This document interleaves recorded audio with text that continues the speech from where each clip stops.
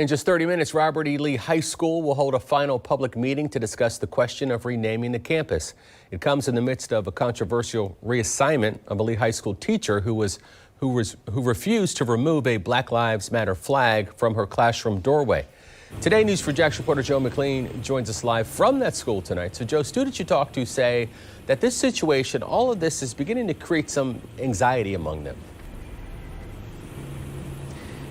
It is, yes. This morning I spoke with the senior class president, Deyona Burton. She's a senior class president here in Lee. She described how this year has been for students. They've seen a pandemic. They've seen a student-led protest at half a dozen DCPS schools, including Lee High School here, over the DCPS campaign that was launched during Black History Month. Now, this week even, and leading up to it, these heated debates over name change. One is just is about to get underway. And let me set the scene here outside Lee High School. Across the street here in the last 30 minutes, a major demonstration with dozens and dozens of supporters of the name change. They were out here as we've seen them leading many of these other meetings. So as I spoke to Lee High School senior class president Deyona Burton, she said that this has really affected the climate here inside the school. She said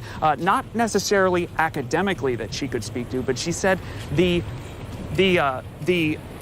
mood, the morale is affected in the school.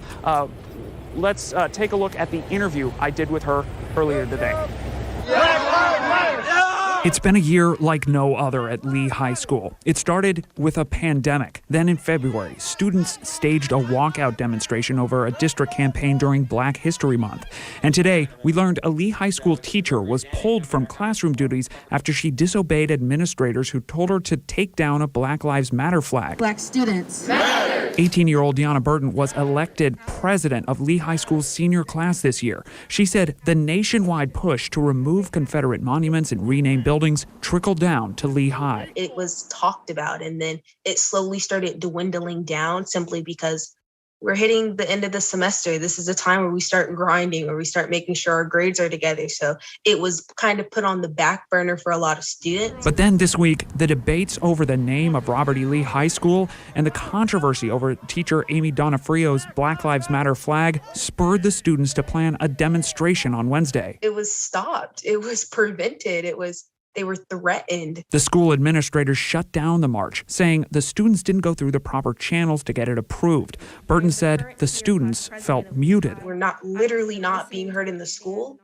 Now it goes hand in hand. So yes, tension. Yes, confusion, hesitancy. As the school year moves into the final stretch and the final name change discussion tonight, I asked Burton, regardless of the name, are you proud of your school? Lately, I cannot tell what the school stands for. I don't know if we, the current students, are the school, if the alumni are the school, if the admin are the school, because each of them have a different agenda. I can't say I'm proud of the school without knowing what it stands for. And that symbolism and definition has been lost, but I will always be proud of my peers and my students.